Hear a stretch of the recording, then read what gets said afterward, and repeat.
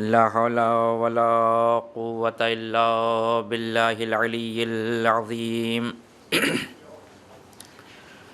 أعوذ بالله من الشيطان الرجيم بسم الله الرحمن الرحيم حسبنا الله ونعم الوكيل نعم المولى ونعم النصير الحمد لله الذي لم يتخذ صاحبة ولا ولدا ولم يكن له شريك في الملك ولم يكن له ولي من الذل وكبره تكبيرا الصلاة والسلام على سيدنا ومولانا بالقاسم محمد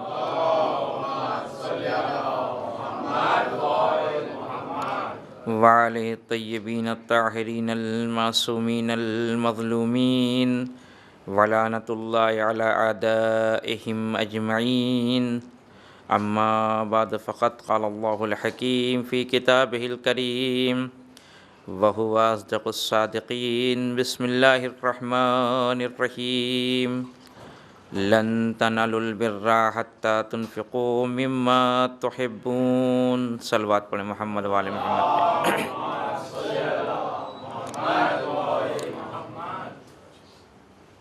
شب وفات ام الائمہ ام المومنین حضرت ختیجہ سلام اللہ علیہا ہے، لہذا اسی حوالے سے کچھ نکات آپ کی خدمت میں عرض کرنا ہے۔ جناب ختیجہ کی زندگی اور ان کی سیرت کے حوالے سے کہ آپ کی زندگی خود مرد اور عورت دونوں کے لیے نمونِ عمل ہے، عورتوں کے لیے بھی اس میں اسوہ پایا جاتا ہے اور مردوں کے لیے بھی اس میں اسوہ ہے۔ رسول کی یہ چہیتی بیوی جسے ہم اور آپ، اس کا بہت مشہور لقب ہر کسی کے زبان پہ وہ ملکۃ العرب، جب بھی جناب ختیجہ کا تذکرہ آتا ہے تو کہا جاتا ہے کہ وہ ملکۃ العرب ہیں۔ بے شک ہیں، کسی کو انکار نہیں ہے کہ عرب میں جو بڑے بڑے تاجر ہوا کرتے تھے اس زمانے میں، ان تاجروں میں جناب ختیجہ کی ایک نمایاں حیثیت تھی۔ جس طرح سے وہ تجارت کرتی تھیں، اللہ نے ان کو نوازا تھا۔ یہ آیت جس کی میں نے تلاوت کی ہے، اس کا سادہ سا ترجمہ یہ ہے، قرآن مجید ہم سب کو خطاب کر کے کہہ رہا ہے کہ لن تنالوا البر، تم کبھی بھی نیک نہیں بن سکتے۔ اگر نیک بننا چاہو تو تم نیک نہیں بن سکتے۔ حتیٰ تنفقوا مما تحبون، مگر تم اس وقت نیک بنو گے کہ جو تمہاری محبوب چیزیں ہیں، پسندیدہ چیزیں ہیں، اگر اس میں سے تم نے کچھ راہ خدا میں دے دیا تو تم ہمارے نیک بندے بن جاؤ گے۔ یہ قرآن کی ایک دم واضح آیت ہے کہ نیک بننے کا طریقہ بتایا قرآن نے۔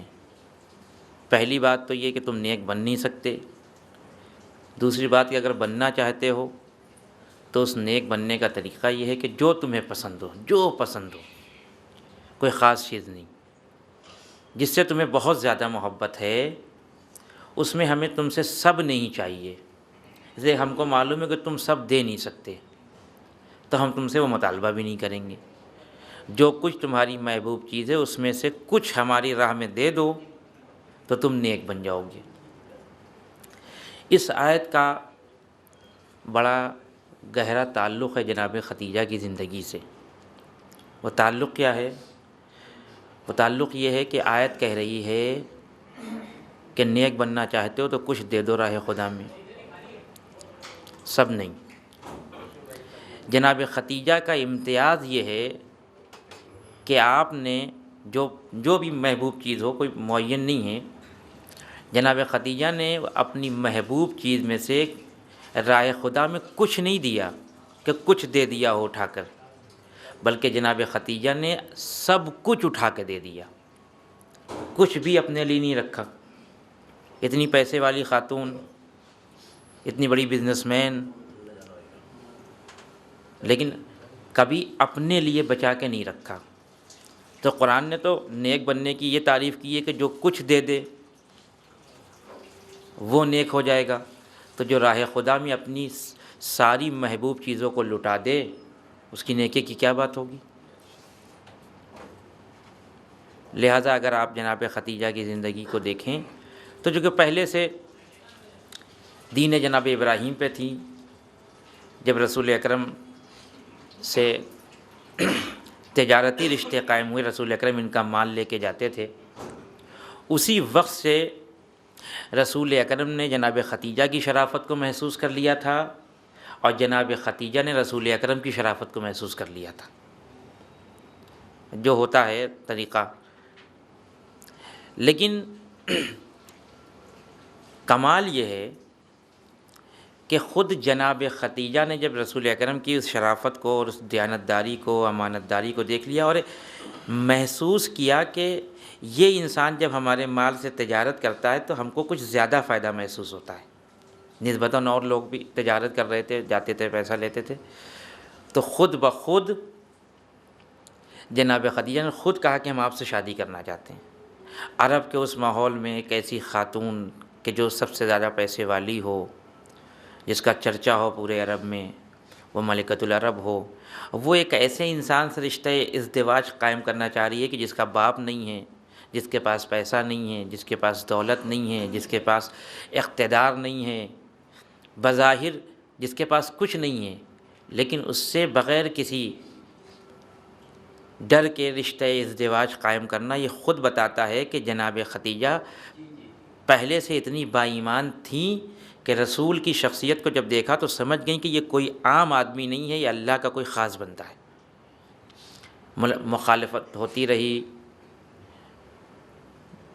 مکے کی عورتوں نے مخالفت کی، مکے کے مردوں نے مخالفت کی، ان کے گھر والوں نے مخالفت کی، لیکن ایک بار سمجھ لیا کہ یہ کون ہے تو اس کے بعد پھر پیچھے نہیں ہٹی اور پیغام دیا۔ رسول اکرم نے اس پیغام کو قبول کیا اور اس کے بعد رشتہ ازدواج میں یہ دونوں شخصیتیں بن گئیں، زندگی گزرنے لگی۔ ایک بہت بڑا امتیاز، بلکہ ایک دو امتیاز ایسے ہیں کہ ازواج رسول میں صرف جناب خدیجہ کے نام ہے، کسی اور کے نام آپ کو مل ہی نہیں سکتا۔ پہلا امتیاز جو جناب خدیجہ کو حاصل ہے، جو کسی اور بیوی کو حاصل نہیں ہے، وہ یہ کہ رسول اکرم نے، جو روایات ہیں، مختلف روایات ہیں، لیکن ایک روایت ہے کہ 25 سال کی عمر میں، یہ میں رسول اکرم کی عمر کی بات کر رہا ہوں، جناب خدیجہ کی عمر کی بات نہیں کر رہا ہوں کہ مختلف اقوال ہیں ان کی عمر کے بارے میں، وہ بات نہیں کر رہا ہوں میں، اس میں اہل سنت کا نظریہ الگ ہے اور شیعوں کا نظریہ الگ ہے۔ رسول اکرم نے 25 سال کی عمر میں جناب خدیجہ سے شادی کی اور 53 سال تک، یعنی 53 سال کی عمر تک جناب خدیجہ کے ساتھ رہے، یعنی 28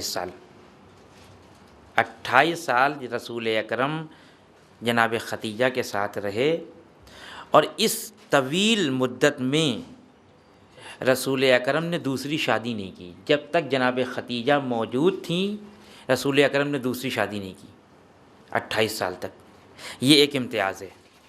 اور پھر اس کے بعد جب ہجرت کر کے مدینے آئے ہیں، 10 سال مدینے میں رہے ہیں، تو اس 10 سال میں پھر روایات مختلف ہیں، لیکن جو آخری روایت ہے وہ کہ کل ملا کے رسول اکرم نے 14 شادیاں کیں، یعنی جناب خدیجہ کو ہٹا لیا جائے تو 13 شادیاں۔ یہ 13 شادیاں رسول اکرم نے 10 سال کی مدت میں کی، اور وہ ایک شادی 28 سال کی مدت تک باقی رہی۔ یہ ایک امتیاز جناب خدیجہ کا جو کسی اور زوجہ کو حاصل نہیں ہے پوری تاریخ میں۔ اب آپ یہ سوچئے کہ اس 28 سال میں جناب خدیجہ نے رسالت کو وہ کون سا سکون فراہم کر دیا کہ جس کے بعد رسول کو کسی اور زوجہ کی ضرورت نہیں پڑی۔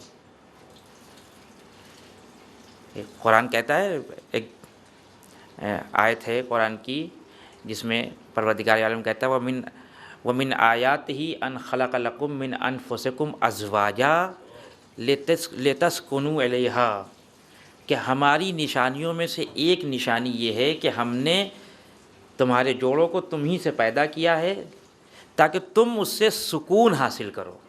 الیہا یعنی ان کی طرف تمہارا سکون ہے۔ جناب ختیجہ کی زندگی کیسی گزری ہوگی رسول کے ساتھ 28 سال، کہ 28 سال کے اس عرصے میں رسول اکرم نے دوسری شادی نہیں کی۔ ایک بات تو یہ کہ یہ امتیاز کسی کو نہیں ملا۔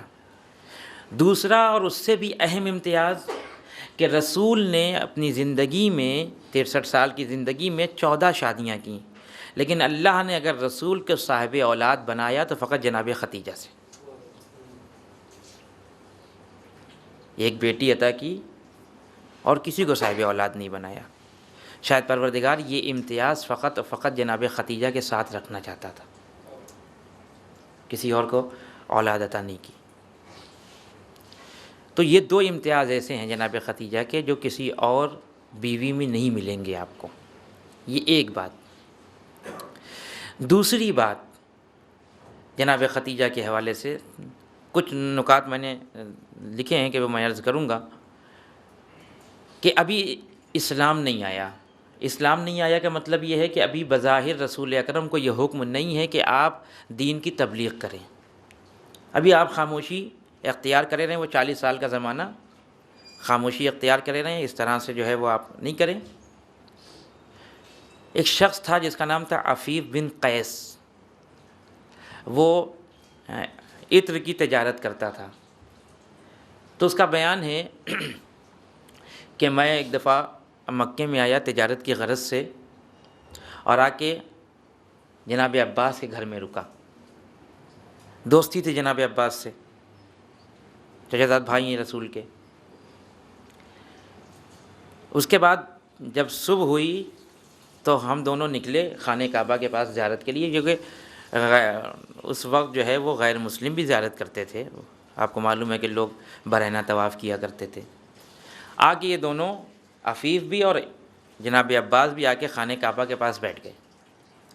کیا دیکھا کہ ایک جوان شخص، خوبصورت شخص آیا اور قبلے کی طرف رخ کر کے کچھ پڑھنے لگا، عبادت کرنے لگا قبلے کی طرف رخ کر کے۔ پھر دیکھا کہ تھوڑی دیر کے بعد کوئی ایک اور جوان آیا، وہ بھی یہی کام کرنے لگا۔ پھر اس نے دیکھا کہ کچھ دیر کے بعد ایک خاتون آئی جو پورے پردے میں تھی، اور وہ بھی وہی عمل انجام دینے لگی جو یہ دونوں انجام دے رہے تھے۔ تو عفیف کو تعجب ہوا کہ یہ کیا ہو رہا ہے یہاں پہ۔ پوچھا عباس سے کہ یہ کون لوگ ہیں، یہ کیا کر رہے ہیں، یہ بھی اسلام پھیلا نہیں ہے ابھی۔ تو عفیف نے کو عباس نے بتایا، جناب عباس نے، کہ جو پہلا شخص آیا تھا وہ محمد ہے، وہ عبادت کر رہا ہے، اور جو دوسرا شخص آیا تھا وہ علی مرتضیٰ ہیں، یعنی ان کے چچا زاد بھائی۔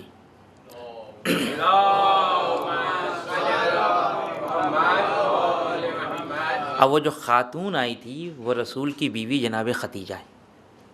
یعنی اس دور میں کہ جب لوگوں کو عبادت کا مفہوم پتہ نہیں تھا، اس وقت جناب ختیجہ رسول اکرم کے ساتھ عبادت کر رہی ہیں۔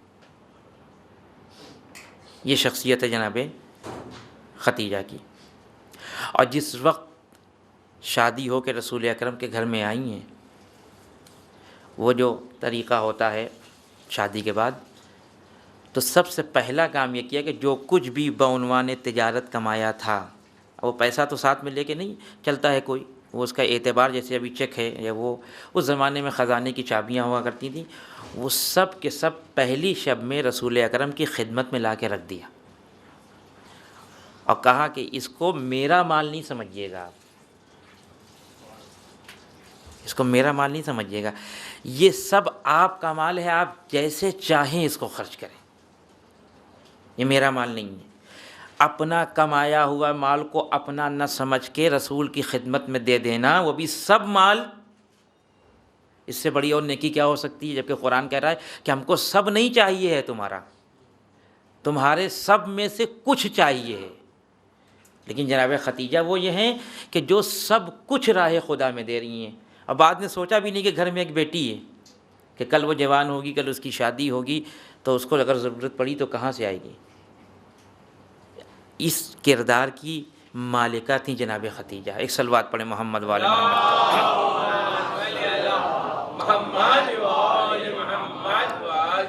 تو جب انسان اس کردار پہ پہنچتا ہے اور یہ کیریکٹر ہوتا ہے انسان کا کہ سب کچھ راہ خدا میں دیتا ہے، تو پھر یہ خدا کی ذمہ داری ہوتی ہے۔ یہ یاد رکھیے، یہ قانون ہے یہ اللہ کا، کہ اگر آپ کتنا بھی پوشیدہ طریقے سے اللہ کے لیے اگر کام کر رہے ہیں تو اس کی ذمہ داری ہے کہ وہ لوگوں تک آپ کا کام لے کے آئے۔ وہ آپ کو بتانے کی ضرورت نہیں ہے کہ ہم نے یہ کام کر دیا۔ منع کیا ہے قرآن نے کہ اگر کسی کے ساتھ احسان کرتے ہو تو تم بتاؤ نہیں، اگر تم نے بتا دیا احسان کر کے تو تمہارا سارا احسان بیکار ہو جائے گا۔ کسی کو 100 روپے، 200 روپے، 500 روپے دے دیے تو ایسا نہیں کہ مجمع میں آ کے کہیں کہ بھائی آج دیکھیے میرا 500 روپے خرچ ہو گیا، اس لیے کہ ایک بیچارہ مستحق آیا تھا میں نے اس کو دے دیا۔ وہ آپ مطمئن رہیں کہ آپ نے اگر اللہ کے لیے دیا ہے تو اللہ اہتمام کرے گا ایسا کہ وہ ساری چیزیں سب کے سامنے آ جائیں۔ اس کی بہترین مثال سورہ دہر میں ملے گی آپ کو۔ سورہ دہر میں جو کچھ ہوا، جو نازل ہوا سورہ، کیا ہوا کہ اہل بیت نے نذر کی تھی روزے کی، روزہ رکھا، شام کو جب افطار کا وقت آیا دسترخوان چنا گیا، افطار لا کے رکھا گیا۔ ایک فقیر آیا دروازے پہ، اس نے کہا کہ میں فقیر ہوں۔ سب نے اپنی اپنی روٹیاں اٹھا کے دے دیں۔ یہ روٹیاں جو اٹھا کے دیں، پہلے دن، دوسرے دن، تیسرے دن، اہل بیت نے کسی کو جا کے مدینے میں بتایا تھا کہ میرے گھر پہ فقیر اور مسکین اور اسیر آیا تھا، ہم نے 3 دن روٹیاں دے دی؟ اصل امکان ہے اہل بیت سے کہ وہ جا کے بتائیں گے کہ میں نے روٹیاں دے دی؟ نہیں۔ جناب فضہ سے بھی یہ امکان نہیں کہ وہ بتائیں کہ ہم نے بھی اپنی روٹی دے دی اور اہل بیت نے بھی اپنی روٹی، کسی نے نہیں بتایا۔ پھر یہ واقعہ آپ تک آیا کیسے؟ جبکہ طول تاریخ میں ہمیشہ یہ ہوا ہے کہ دشمنوں نے اہل بیت کے فضائل کو کم کیا ہے، دبایا ہے، بیان نہیں کیا ہے، لیکن پھر بھی یہ واقعہ یہ ہم تک کیسے پہنچا؟ یہ خدا کی ذمہ داری ہے کہ جو خدا کے لیے کام کرتا ہے خدا اس کو مشہور خود کرتا ہے۔ روٹیاں دیں، سورہ دہر آ گیا، آج تک وہ واقعہ۔ حد یہ کہ آپ اہل سنت کی تفاسیر کو اٹھا کے دیکھیں، وہاں بھی آپ کو یہ واقعہ مل جائے گا۔ تو اس سے نہیں گھبرائیں آپ کہ اگر ہم نے کوئی نیک کام کیا ہے اللہ کے لیے تو وہ بس وہ ذمہ داری اللہ کی ہے۔ جناب ختیجہ کا پہلا لقب جو لیا جاتا ہے وہ ملکۃ العرب ہے، یعنی عرب کی ملکہ، اور اس پہ بہت زور بھی دیا جاتا ہے۔ حالانکہ اس سے زیادہ بہتر لقب جناب ختیجہ کا ام الائمہ ہے، اماموں کی ماں ہے وہ۔ لیکن آپ یہ دیکھیں کہ کسی انسان کے پاس بہت دولت ہے، بہت پیسے والا ہے وہ انسان، لیکن ایک دن ایسا آیا اس کو القاب بھی دے دیے گئے مختلف، بہت پیسے والے ہیں، بہت خیر ہیں، یہ اس طرح کے۔ ایک دن ایسا آیا کہ جب اس کا سارا پیسہ ختم ہو گیا، وہ برباد ہو گیا، دیوالیہ نکل گیا، اس نے بانٹ دیا، اس کا بزنس بیٹھ گیا، جو کچھ بھی آپ سمجھ لیں، یعنی وہ غریب ہو گیا، کچھ نہیں ہے اس کے پاس۔ تو اب جب اس کا تذکرہ کیا جائے گا تو وہ القاب استعمال نہیں کرے گا آدمی جو اس وقت کرتا تھا جب اس کے پاس بہت پیسہ تھا۔ اب یہ کہا جائے گا کہ ہاں بیچارے پہلے بہت پیسے والے تھے، اب غریب ہو گئے، اب اتنا پیسہ نہیں ہے ان کے پاس۔ لیکن تاریخ گزرنے کے بعد بھی جب جناب ختیجہ کے پاس بہت دولت تھی تب بھی ان کو ملکۃ العرب کہا جاتا تھا۔ جب جناب ختیجہ نے اپنی ساری دولت اللہ کے راہ میں لٹا دی اور کچھ بھی نہیں بچا، حد یہ کہ کفن کا پیسہ بھی نہیں بچا، پھر بھی مسلمان ان کو ملکۃ العرب ہی کہتے ہیں۔ یعنی یہ لقب کوئی ان سے لے نہیں پایا، کیوں؟ اس لیے کہ اللہ کے لیے کام کیا تھا۔ یہ ایک بہت بڑی سیرت ہے جناب ختیجہ کی زندگی کی، کہ جب سمجھ لو کہ تم سے بہتر کوئی انسان موجود ہے معاشرے کے اندر جو تم سے بہتر طریقے سے کام کر سکتا ہے تو اپنی ساری خدمات اس کی خدمت میں لا کے رکھ دو۔ ورنہ جناب ختیجہ بھی کہہ سکتی تھی ٹھیک ہے آپ میرے شوہر ہیں، اللہ کے رسول ہیں، آپ بھی تبلیغ کا کام انجام دیجئے، جو اللہ نے مجھے پیسہ دیا ہے میں بھی تبلیغ کا کام انجام دیتی ہوں، آپ ادھر کام کریے میں ادھر کام کرتی ہوں۔ لیکن نہیں، یہ نہیں کیا کہ اب جو کچھ کریں گے وہ آپ کریں گے، ہم نہیں کریں گے۔ یہ ایک مرحلہ۔ اس کے بعد جب شادی ہو گئی اور رسول اکرم کے اوپر پہلی وحی نازل ہوئی، اقرأ باسم ربک الذی خلق۔ اب وہ میں اہل سنت کی روایت کو نہیں پڑھوں گا کہ وہ انتہائی غیر معتبر روایات ہیں، وہ اس سے رسالت کی توہین ہوتی ہے۔ شیعوں کی جو روایت ہے وہ یہ ہے کہ جناب رسول اکرم سیدھے وہاں سے نکلے اور جناب ختیجہ کے پاس گئے اور جا کے جناب ختیجہ کو یہ آیت سنائی اور کہا میرے ساتھ آج یہ ہوا ہے اور میرے اوپر جبریل نازل ہوئے اور یہ آیت لے کے آئے۔ ابھی قرآن نازل نہیں ہوا، یہ پہلی آیت ہے، اس سے پہلے کوئی آیت نہیں آئی، قرآن کا کوئی تصور نہیں ہے۔ سوال یہ ہے کہ پہلی آیت کے نازل ہونے کے بعد رسول اکرم جناب ختیجہ کے پاس کیوں گئے؟ ان کو جا کے کیوں سنائی؟ کیونکہ ابھی تو کوئی آشنا بھی نہیں ہے، ابھی تو کوئی پہچانتا بھی نہیں مزاج قرآن کو، کیونکہ قرآن آیا نہیں ہے۔ یہ کیوں ہوا؟ یہ اس کی بہت سادہ سی مثال ہے۔ آپ نے شعراء کرام کو دیکھا ہوگا جو شعر کہتے ہیں، جب وہ بہت اچھا شعر کہتے ہیں تو وہ ہر کسی کو نہیں سناتے، کہ باہر نکلنے کو رکشے والا جا رہا اس کا یہاں یہ میں نے بہت اچھا شعر کہا ہے، سن لیجئے۔ آپ کسی دکان پہ جا کے بیٹھ گئے کہ بھائی سنیے میں نے بہت اچھا شعر کہا ہے، نہیں، ہفتہ دو ہفتہ انتظار کرے گا وہ شاعر، جب تک اس معیار کا آدمی نہ آ جائے جو اس کے شعر کی معرفت رکھتا ہو اور پہچانتا ہو کہ شاعری کیا چیز ہے، اس وقت تک وہ سنائے گا نہیں۔ پہلے وہ مزاج کو پڑھے گا کہ اس کا مزاج شاعری والا ہے یا نہیں ہے۔ جب سمجھ لے گا کہ ہاں یہ میرے شعر کو سمجھ سکتا ہے، اس کے بعد شعر سنائے گا، ورنہ اگر کسی ایسے ویسے کو سنا دیا تو اس کی شاعری خراب ہو جائے گی، کوئی سمجھنے والا نہیں ہے۔ کیا سمجھے رکشے والا کہ یہ کیا کہہ رہا ہے بیچارہ؟ اگر بہت زیادہ اس نے مروت کی تو سبحان اللہ کر دے گا، جیسے مجلسوں میں ہوتا ہے، مولانا کا منہ دیکھ کے سبحان اللہ کر دیا، چاہے وہ ایسی بات پڑھ رہے ہیں کہ جس کا کوئی اعتبار نہ ہو، لیکن بہت دیر سے سبحان اللہ نہیں تو ایک سبحان اللہ ہو جائے۔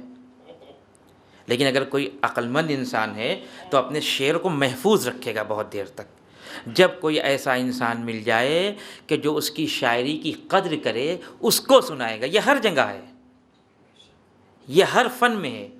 سوال یہ ہے کہ رسول اکرم جناب ختیجہ کے پاس کیوں گئے قرآن کی آیت کو سنانے کے لیے؟ مکے میں کسی اور کے پاس کیوں نہیں گئے؟ کیوں نہیں گئے؟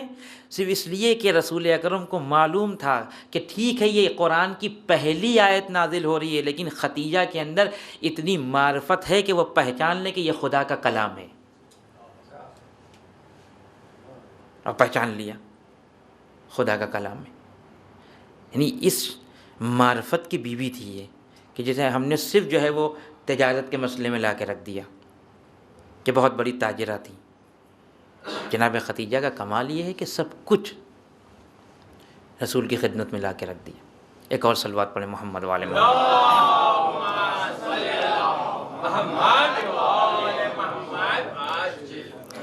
اور بہت سے نکات ہیں زندگی کے، اس میں ایک نقطے کی طرف اشارہ کروں گا قرآن سے کہ جس سے جناب ختیجہ کا اعتبار اور بڑھ جائے گا۔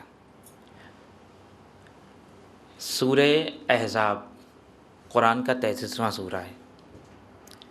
اس سورہ میں پروردگار عالم نے ازواج رسول کو کچھ تعلیمات دی ہیں، اور وہ تعلیمات دینے کا جو طریقہ ہے قدرت کا وہ بڑا سخت ہے۔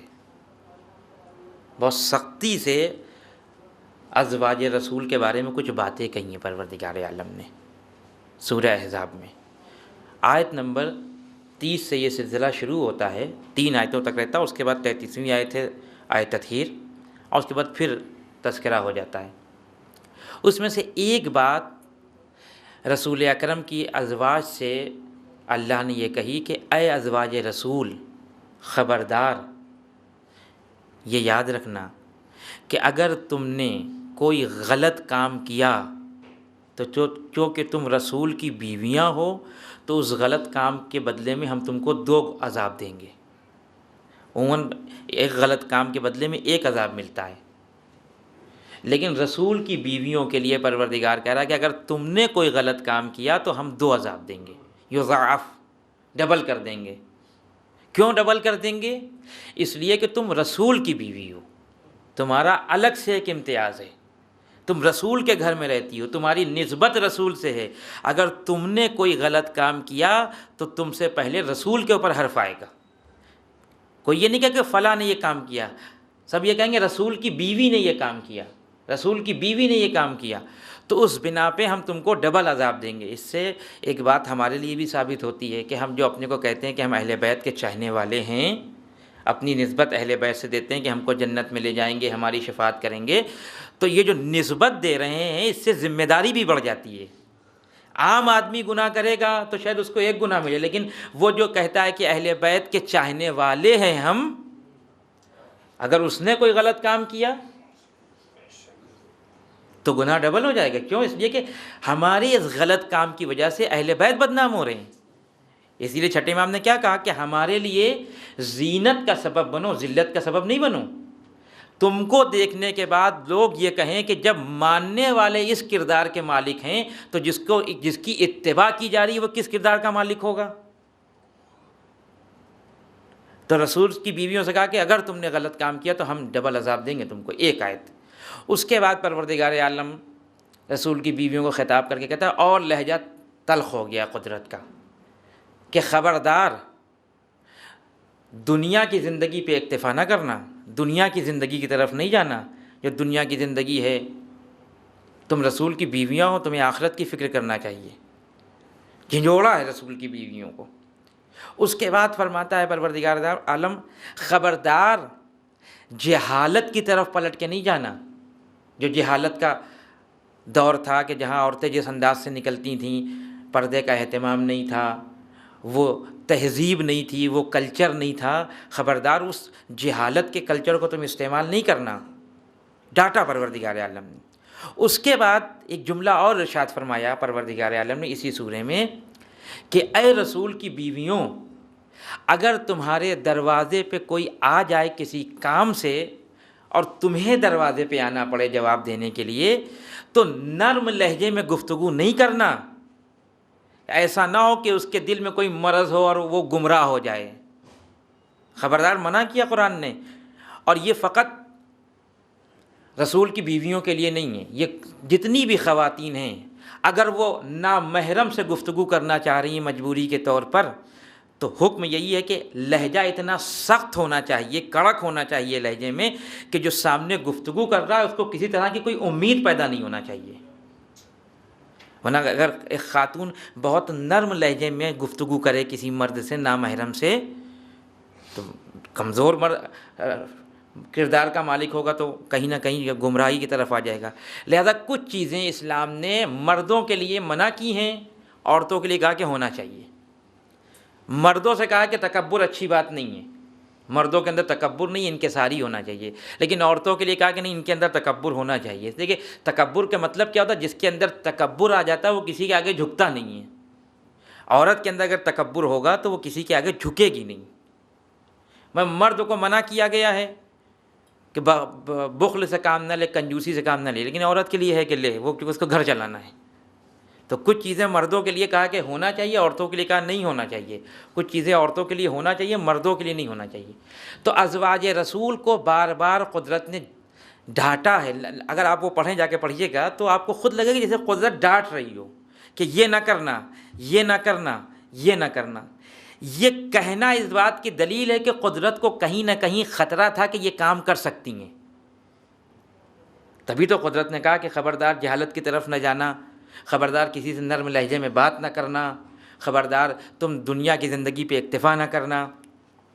کیونکہ اس سے پہلے وہ جو امہات المومنین کی آیت آئی ہے کہ نبی کی بیویاں جو ہیں وہ تمہاری مائیں ہیں، اس کا پس منظر کیا ہے کہ کچھ لوگ یہ چاہ رہے تھے کہ جب رسول دنیا سے چلے جائیں تو ہم ان کی بیویوں سے شادی کر لیں، تاکہ ہمارے لیے بھی ایک امتیاز ہو جائے کہ رسول کی بیوہ سے ہم نے شادی کر لی۔ تو پروردگار نے فوراً آیت نازل کی کہ خبردار یہ سوچنا بھی نہیں تم، یہ اب تمہاری ماں بن گئی ہیں، اب ان سے شادی نہیں ہو سکتی۔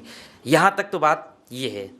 اس میں جناب ختیجہ کی جو عظمت ہے وہ مجھے عرض کرنا ہے کہ پروردگار نے کلی طور پر تمام بیویوں کو شمار کر لیا کہ کوئی یہ کام نہ کرے۔ اب سوال میرا یہ ہے کہ آیا اس آیت میں جناب خدیجہ شامل ہیں کہ شامل نہیں ہیں؟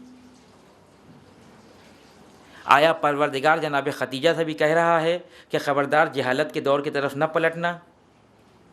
آیا پروردگار خدیجہ سے بھی کہہ رہا ہے کہ تم دنیا کی زندگی پہ اکتفا نہ کرنا؟ آیا پروردگار عالم جناب خدیجہ سے بھی کہہ رہا ہے کہ جب تمہارے دروازے پہ کوئی نامحرم آئے تو خبردار تم نرم آواز میں بات نہ کرنا؟ بظاہر اگر آیت کو دیکھیں گے تو ساری بیویاں ہیں، کوئی الگ نہیں ہیں، لیکن اس آیت کا لطف یہ ہے کہ یہ سورہ احزاب مکے میں نازل نہیں ہوا ہے، مدینے میں نازل ہوا ہے۔ یہ سورہ مدنی ہے، سورہ مکی نہیں ہے، اور رسول اکرم کی شادی جناب خدیجہ سے مکے میں ہوئی ہے، مدینے میں نہیں ہوئی ہے۔ مدینے تک تو جناب خدیجہ آئی نہیں بیچاری، مکے میں جب انتقال فرما گئیں تب رسول اکرم مدینہ آئے ہیں۔ یعنی جناب خدیجہ کی ازدواجی زندگی کا تعلق مدینے سے بالکل نہیں ہے، جو کچھ تعلق ہے وہ مکے کی زندگی میں ہے۔ اور یہ جتنی بھی آیتیں ہیں، 2-3 آیتیں، یہ سب کے سب مدینے میں آئی ہیں، مکے میں نہیں آئی ہیں۔ حالانکہ ہونا یہ چاہیے تھا کہ جس لہجے کی آیت پروردگار نے مدینے میں نازل فرمائی ازواج رسول کے لیے کہ یہ نہ کرو، یہ نہ کرو، یہ نہ کرو، اسی لہجے کی آیت مکے میں بھی ارشاد فرماتا، جو کہ وہاں بھی ایک بیوی موجود ہے، اس سے بھی یہ خطرہ بنا ہوا ہے کہ ایسا نہ ہو کہ نرم لہجے میں بات کر لے، ایسا نہ ہو کہ جہالت کی دور کی طرف چلی جائے، ایسا نہ ہو کہ زندگی ایسی گزارے جو مادی زندگی ہے۔ تو اگر یہاں خطرہ ہے ازواج رسول سے مدینے میں اور آیت نازل ہوئی، تو اگر ازواج رسول کو خطاب کیا جا رہا ہے تو جہاں جہاں ازواج رسول ہوں وہاں وہاں یہ آیت آئے۔ مکے میں جناب خدیجہ 28 سال تک رسول کے ساتھ رہیں، لیکن اس لہجے کی ایک آیت بھی نہیں آئی جناب خدیجہ کے لیے کہ تم رسول کی بیوی ہو، اگر تم نے کوئی غلط کام کیا تو تمہارے عذاب کو ڈبل کر دیا جائے گا، یہ تمہارے ساتھ یہ کر دیا جائے گا، یہ کر دیا جائے گا۔ اس کے کیا معنی ہوئے؟ اس کا مطلب کیا ہوا کہ مکے میں اس آیت کو نازل نہیں کیا پروردگار نے، مدینے میں جہاں 13 بیویاں تھیں وہاں اس آیت کو نازل کر کے رسول کی بیویوں کو متوجہ کرایا کہ خبردار یہ کام نہ کرنا، یہ کام نہ کرنا، یہ کام نہ کرنا۔ اس کا مطلب تو اتنا ہی نکلتا ہے کہ جتنا اعتبار رسول اکرم کو کردار خدیجہ پہ تھا اتنا ہی اعتبار خدا کو کردار خدیجہ پہ تھا۔ یعنی جناب رسول کو جتنا اعتبار تھا جناب خدیجہ کے طرف، پروردگار کو بھی اعتبار تھا۔ اسی اعتبار کی بنا پہ جناب خدیجہ کے لیے آیتیں نہیں آئیں کہ تم رسول کی بیوی ہو، خبردار کوئی گناہ نہ کرنا، کوئی برا کام نہ کرنا۔ یعنی کتنے اسٹرانگ کردار کی مالکہ تھی جناب خدیجہ۔ ایک صلوات پڑھیں محمد وآل محمد پہ۔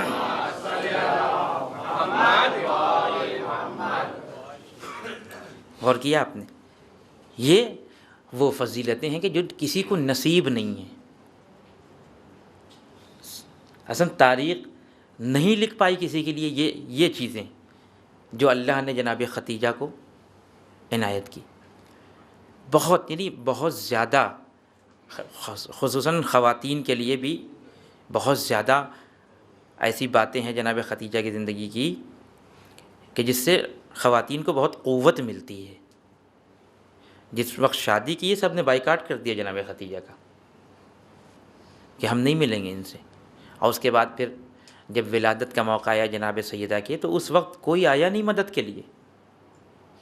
پھر وہی بات کہ جو اللہ کے لیے کام کرتا ہے یہ اللہ کی ذمہ داری ہے کہ اس کے لیے وسیلہ فراہم کرے۔ اس موقع پہ کہ جب ایک عورت پریگننٹ ہے، ابھی اس کے گھر میں ولادت ہونے والی ہے، تو اسے عورتوں کی ضرورت پڑتی ہے۔ باقاعدہ اعلان ہو گیا مکے میں کہ کوئی جائے نہیں مدد کے لیے جناب خدیجہ کی۔ اس وقت بھی جناب خدیجہ کو خدا کی ذات پہ اتنا یقین تھا کہ خدا ہے میرے ساتھ، وہ کچھ نہ کچھ کرے گا، لہذا پروردگار عالم نے کچھ خاص عورتوں کو جنت سے بھیجا۔ یعنی مکے کی عورتیں نہیں آ رہی تھیں مدد کرنے کے لیے، اور جناب خدیجہ کو کوئی توقع بھی نہیں تھی ان لوگوں سے، توقع ہی نہیں تھی ان لوگوں سے جناب خدیجہ کو۔ تو پروردگار، قرآن میں آیت ہے نا کہ وَمَن يَتَوَكَّلْ عَلَى اللَّهِ فَهُوَ حَسْبُهُ، جو خدا کے اوپر بھروسہ کرتا خدا اس کے لیے کافی ہے۔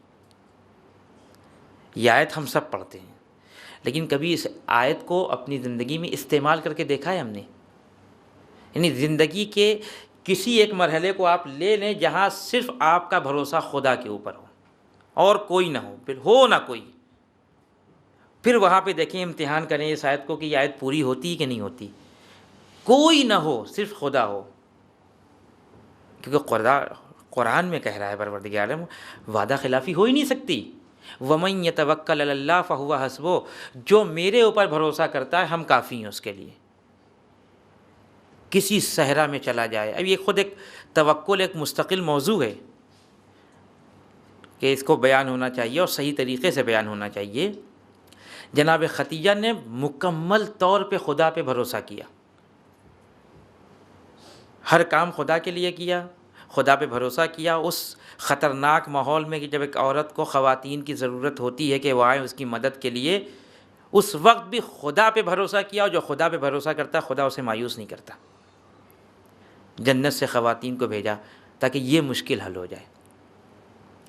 یہ ایک واقعہ ہے، لیکن اس واقعے سے ہم کو سیرت کا کیا پتہ چلتا ہے کہ کتنے بھی خطرناک زمانہ کیوں نہ ہو، کتنے خطرناک حالات کیوں نہ ہوں، ہر دور میں خدا کے اوپر بھروسہ کرو.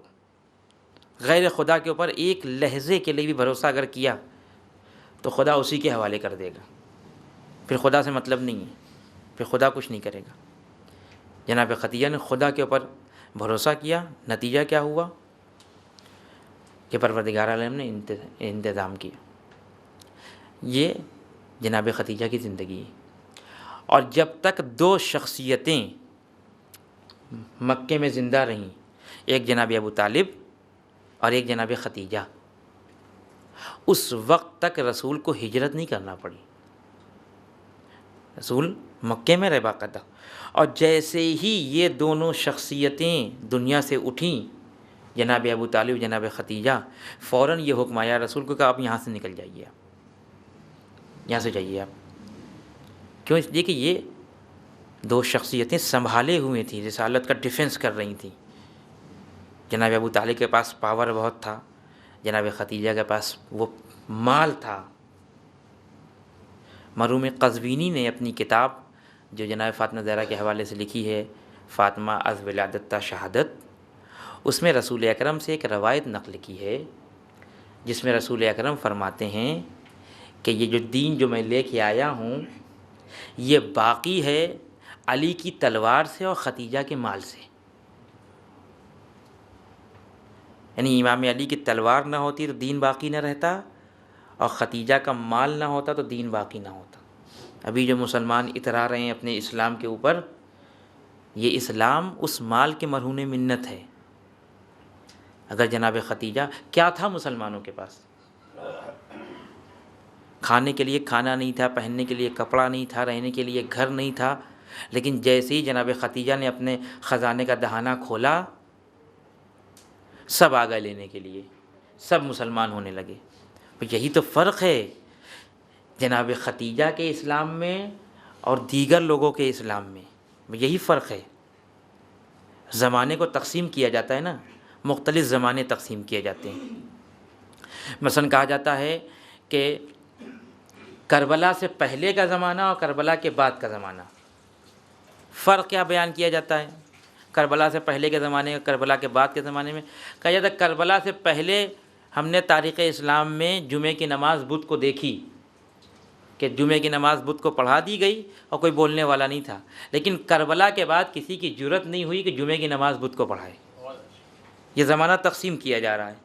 یا مثلا زمانہ تقسیم کرتے ہیں انقلاب ایرانی سے پہلے اور انقلاب ایرانی اسلامی کے بعد کا زمانہ. پہلے کا زمانہ اور بعد کا زمانے میں بہت فرق ہے. کہتے ہیں وہ فرق ہے بہت بظاہر. یہ جہاں آپ بیٹھے ہوئے ہیں اے سی لگی ہوئی ہے اور کیمرہ لگا ہے اور بہترین چیزیں لگی ہیں، یہ انقلاب سے پہلے نہیں تھا. انقلاب سے پہلے خدا کا گھر سب سے غریب تھا. اس کو غریب اور یہ سمجھا جاتا ہے کہ خدا کے گھر کو قریب ہونا بھی چاہیے. لیکن انقلاب کے بعد یہ فکر بدل گئی کہ نہیں، یہ انقلاب کے بعد کا زمانہ ہے.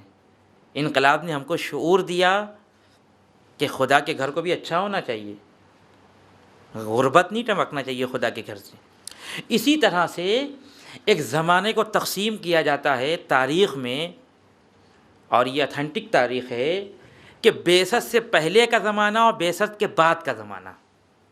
یعنی جب رسول اکرم نے اعلان نہیں کیا ہے تب کا زمانہ، اور جب رسول اکرم نے اعلان کر دیا ہے اس کے بعد کا زمانہ۔ ایک اور تقسیم کی جاتی ہے کہ فتح مکہ کے پہلے کا زمانہ اور فتح مکہ کے بعد کا زمانہ، بہت فرق ہے۔ فتح مکہ سے پہلے کے زمانے میں اور بعثت سے پہلے کے زمانے میں صرف پریشانیاں ہیں، صرف مشکلیں ہیں، بھوک ہے، پیاس ہے، اذیتیں ہیں، لیکن بعثت کے بعد اور خصوصاً فتح مکہ کے بعد تو سب کچھ مسلمان کے ہاتھ میں آ گیا، دولت بھی آ گئی، اقتدار بھی آ گیا، حکومت بھی آ گئی، تو اس کے بعد کے مسلمان۔ فرق ہونا چاہیے کہ ایک انسان فتح مکہ سے پہلے اسلام قبول کر رہا ہے اور ایک انسان فتح مکہ کے بعد اسلام قبول کر رہا ہے۔ جناب ختیجہ فتح مکہ سے پہلے کے مسلمان کا نام ہے، یعنی جب اسلام کے پاس کچھ نہیں تھا، جناب ختیجہ بعثت سے پہلے کے مسلمان کا نام ہے، جب کسی کو پتہ بھی نہیں تھا کہ اسلام کیا ہے۔ یہ باقی جو مسلمان آج اترا رہے ہیں اپنے اسلام کے اوپر، یہ سب بعثت اور فتح مکہ کے بعد کے مسلمان ہیں۔ یعنی کیا مطلب؟ یہ اس وقت کے مسلمان ہیں جب اسلام کے دامن میں بہت کچھ آ گیا۔ یہ وہ ہیں جو اسلام کے دامن سے لے رہے تھے۔ جناب ختیجہ نے اسلام کے دامن سے کچھ لیا نہیں ہے، اسلام کے دامن میں بھرا ہے۔ ایک صلوات پڑھے محمد والے محمد پہ۔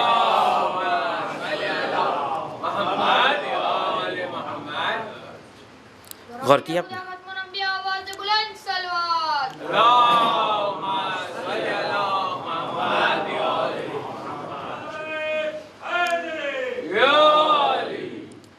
یہ سب سیرت کی باتیں ہیں، خالی واقعات نہیں ہیں، یعنی کہ جن کو آپ واقعے کے طور پہ پڑھ کے گزر جائیں۔ یہ فقط واقعات نہیں ہیں، اس کے ہر واقعے کے اندر کوئی نہ کوئی ایک پہلو ایسا ہے کہ جس کی ہمیں اتباع کرنا ہے، جس کی ہمیں پیروی کرنا ہے۔ تو اب جب کوئی خاتون اس کردار کی مالک ہے تو پھر رسول اکرم کیا کریں گے اس کے ساتھ؟ جناب ختیجہ کے انتقال کے بعد جب رسول مدینے آ گئے اور بہت سی شادیاں کیں، تو ایک زوجہ رسول کا خود کہنا ہے کہ میں نے کبھی نہیں دیکھا ہے ایسا ہوا ہو کہ جب رسول اکرم گھر سے نکل رہے ہیں اور ختیجہ کو نہ یاد کیا ہو۔ جب گھر سے نکلتے تھے ایک آہ بھرتے تھے اور جناب ختیجہ کو یاد کرتے تھے۔ کیوں؟ اس لیے کہ گھر سے نکل رہے ہیں تبلیغ دین کے لیے، وہ خاتون نہیں ہے جو تبلیغ دین میں تعاون کرتی تھے رسول اکرم کو۔ ہمیشہ رسول اکرم جناب ختیجہ کا تذکرہ کرتے تھے، تو زوجہ رسول کو بہت برا لگا، تو کہتی ہیں ایک دن میں نے رسول سے کہہ بھی دیا، میں نے رسول کہا کہ یا رسول اللہ، آپ کے حرم میں ماشاءاللہ اتنی بیویاں ہیں، جوان بیویاں موجود ہیں، خوبصورت بیویاں ہیں، آپ کیا بار بار جناب ختیجہ کو یاد کرتے ہیں؟ جب دیکھو ختیجہ، وہ ضعیف عورت دنیا سے چلے گئی، چھوڑیے، آپ کے حرم میں بیویاں ہیں۔ تو خود زوجہ رسول کا کہنا ہے کہ رسول کا چہرہ سرخ ہو گیا غصے سے۔ یہاں پہ جناب ختیجہ کا کردار رسول کی زبانی، کہتے ہیں کہ تم لوگ کیا ختیجہ کا مقابلہ کرو گے کہ ختیجہ اس وقت میرے اوپر ایمان لائیں جب کوئی میرے اوپر ایمان لانے والا نہیں تھا۔ ایک بات۔ اس کے بعد رسول فرماتے ہیں کہ ختیجہ نے اس وقت میری مدد کی کہ جب کوئی میری مدد کرنے والا نہیں تھا، اور ختیجہ نے اس وقت مجھے صاحب اولاد بنایا جب مجھے لوگ ابتر کہہ رہے تھے۔ یہ 3 خصوصیات رسول نے بیان کی، اور ہمیشہ جب تک زندہ رہے جناب ختیجہ کو یاد کرتے رہے، ہائے ختیجہ، ہائے ختیجہ، ہائے ختیجہ۔ رسول کے ایک غلام ہیں، انس نام ہے اس کا، تاریخ نے انس نام لکھا ہے۔ اس کا کہنا ہے کہ میں نے رسول کی زندگی میں دیکھا کہ جب ظاہر ہے کہ حکومت بن گئی، لوگ مسلمان ہونے لگے، مدینے میں حکومت قائم ہو گئی، تو دور دراز سے لوگ آتے تھے، خود مدینے سے لوگ آتے تھے جو پیسے والے، جو اسلام لے آئے تھے، اور مدینے کے باہر سے لوگ آتے تھے جو اسلام لے کے آئے تھے۔ تو جب وہ آتے تھے تو اپنے ساتھ ہدیہ لے کے آتے تھے، کوئی گفٹ لے کے آتے تھے رسول اکرم کے لیے۔ بہت سے لوگ تھے پیسے والے۔ تو انس کا کہنا یہ ہے کہ جب وہ ہدیہ، وہ گفٹ دے کے چلے جاتے تھے تو رسول مجھے بلاتے تھے اور کہتے تھے کہ یہ لے جاؤ اور فلاں عورت کو لے جا کے دے دو، خاتون کو دے دو۔ ہر خاتون کو نہیں کہتے تھے. میں بہت دنوں سے یہ ماجرا دیکھ رہا تھا کہ جب کوئی ہدیہ آتا تھا، تحفہ آتا تھا، رسول کہتے تھے فلاں خاتون کو لے جا کے دے دو، فلاں خاتون کو لے جا کے دے دو. تو ایک دن میں نے رسول اکرم سے پوچھا کہ رسول اللہ، یہ آپ یہ ہدیہ اسی خاتون کو کیوں بھیجتے ہیں؟ ہمیشہ آپ وہ جو ہدیہ آپ کے پاس دے دیتے ہیں. تو رسول نے کہا میں اس خاتون کو اس لیے ہدیہ بھیجتا ہوں کیونکہ وہ خاتون میری زوجہ خدیجہ کو دوست رکھتی ہے. یعنی جو جناب خدیجہ کو دوست رکھتا ہے، رسول اس کو اپنا ذاتی ہدیہ بھجوا رہے ہیں. یہ کیوں؟ اس لیے کہ اس شخصیت کی مالک تھی جناب خدیجہ. ایسی خاتون جب دنیا سے چلی گئی تو رسول کے اوپر اتنی مصیبتیں آ گئیں کہ مکے کو چھوڑنا پڑا رسول اکرم کو، اور ایک دوسرے شہر میں جا کے رہنا پڑا. آسان کام نہیں ہے اپنے وطن کو چھوڑنا، اپنے شہر کو چھوڑنا. پھر وہ ہجرت کا واقعہ پیش آیا. ایک روایت میں ہے کہ جس وقت جناب خدیجہ دنیا سے گئی ہیں تو اتنا پیسہ بھی نہیں تھا رسول اکرم کے پاس کہ ان کے لیے کفن کا انتظام کرتے. بعض روایت میں کہ نہیں کفن تھا، بعض روایت میں کہ کفن کا بھی پیسہ نہیں تھا. تو پروردگار عالم نے جبریل کے ذریعے کفن بھجوایا جناب خدیجہ کے لیے. اس کفن کو دیا رسول اکرم نے اور جناب خدیجہ کو وہاں لے جا کے دفن کیا جہاں رسول اکرم کی والدہ دفن تھی. انہی کے پہلو میں لے جا کے دفن کیا. اور کیسے دفن کیا؟ کہ قبر کھدوائی. قبر کھدوانے کے بعد پہلے خود رسول اکرم جا کے قبر میں لیٹے ہیں، جا کے قبر میں لیٹے اور اس کے بعد کچھ دیر قبر میں لیٹے رہے. پھر قبر سے باہر آئے اور پھر جناب خدیجہ کو قبر میں جا کے لٹایا. اب یہ کیا مصلحت تھی رسول اکرم کی، یہ تو خود وہ جانے کہ انہوں نے یہ کام کیا. لیکن بہرحال بہت کم ایسے مورد آئے ہیں تاریخ میں کہ جب رسول نے کسی کے ساتھ یہ کام کیا ہے. ایک صحابی کے ساتھ اور کیا ہے کہ اس کی قبر میں گئے. وہ مدینہ کی زندگی کا واقعہ ہے. اور جناب خدیجہ کو زیر لحد کر دیا. اور بہت اس سال کا نام ہی عام الحزن رکھ دیا جس سال جناب خدیجہ کی وفات واقع ہوئی ہے. عام الحزن یعنی غم کا سال. اور بھی بیویاں رسول کی دنیا سے گئیں لیکن رسول نے کوئی نام نہیں دیا اس سال کو. یعنی اتنا چاہتے تھے اپنی اس بیوی کو رسول اکرم. اور یہ چاہنا فقط اس رشتے کی وجہ سے نہیں تھا، اس کردار کی وجہ سے تھا جو جناب خدیجہ کے اندر پایا جاتا. ایک ایسی خاتون دنیا سے گئی ہے کہ جو مکے کے اس ماحول میں رسول اکرم کی پشت پناہی کرتی تھی، رسول اکرم کا ڈیفنس کرتی تھی. عزیزو، جب جناب خدیجہ دنیا سے گئی ہیں تو جناب زہرا کی عمر بہت کم تھی، بہت چھوٹی سی تھیں جناب زہرا. اور یہ بات طے ہے، یہ ایک نیچرلی بات ہے کہ چاہے معصوم ہو چاہے غیر معصوم ہو، اگر کسی کی ماں دنیا سے چلی جائے تو چاہے معصوم ہو اور چاہے غیر معصوم ہو وہ متاثر ہو جاتا ہے. کیونکہ ماں جیسی شخصیت ملتی نہیں ہے. کچھ لوگوں نے تعبیر پیش کی ہے کہ اگر یہ سمجھنا ہو کہ کسی کی ماں دنیا سے چلی جائے تو اس کے پر کیا گزرتی ہے، تو یہ سمجھ لو کہ کوئی انسان ایک صحرا میں ہو جہاں ہر طرف دھوپ ہو، ہر طرف ریت ہو، کوئی سایہ نہ ہو، اور وہاں ایک درخت ہو جس درخت کے سائے میں وہ انسان بیٹھا ہو. اگر کوئی اس درخت کو آ کے کاٹ دے تو اس درخت کے کاٹنے سے جتنی تکلیف اس انسان کو ہوتی ہے اس سے زیادہ کہیں تکلیف اس انسان کو ہوتی ہے جس کی ماں دنیا سے چلی جائے. دیکھیے، وہ آغوش دنیا سے چلی گئی، وہ صاحبان دنیا سے چلا گیا، وہ محافظ دنیا سے چلا گیا کہ جو ہمیشہ حفاظت کرتا ہے اپنے بچوں کی. جناب زہرا بہت چھوٹی عمر تھی جناب زہرا کی جب جناب خدیجہ گئی ہیں، لیکن کم سے کم اتنا تو تھا جناب زہرا کے لیے کہ جب جناب ختیجہ دنیا سے گئی ہیں تو رسول جیسا باپ موجود ہے، رسول جیسا شفیق باپ موجود ہے کہ جب دنیا سے گئی ہوں گی جناب ختیجہ اور زیر لحد رسول اکرم نے کیا ہوگا تو آ کے بیٹی کو کلیجے سے لگایا ہوگا، اے بیٹی اب اس کے بعد میں تمہیں ماں کی کمی محسوس نہیں ہونے دوں گا۔ کسی نے جناب زہرا کو آ کے تماچے تو نہیں لگائے ہوں گے، کسی نے درے تو نہیں چھینے ہوں گے، کسی نے خیمہ تو نہیں جلایا ہوگا، لیکن کربلا کی تاریخ میں ایک 4 سال کی بچی بھی ہے جس کا نام سکینہ ہے۔ ادھر باپ دنیا سے گیا، ادھر کسی نے آ کے تماچے لگانا شروع کیے، کسی نے درے مارنا شروع کیے، کسی نے کان سے گوشوارے چھین لیے اور خیموں میں آگ لگا دی۔ یہ بچی چلاتی رہی، اے بابا آپ کہاں ہیں؟ یہ ظالم ہمارے خیموں میں آگ لگا رہے ہیں۔ انا للہ و انا الیہ راجعون۔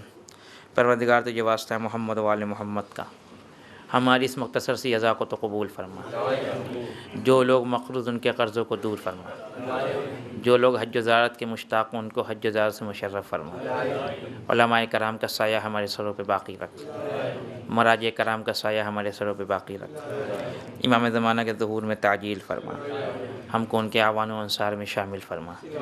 ربنا وتقبل دعاء انک انت السمیع العلیم وتب علینا وانک انت التواب الرحیم۔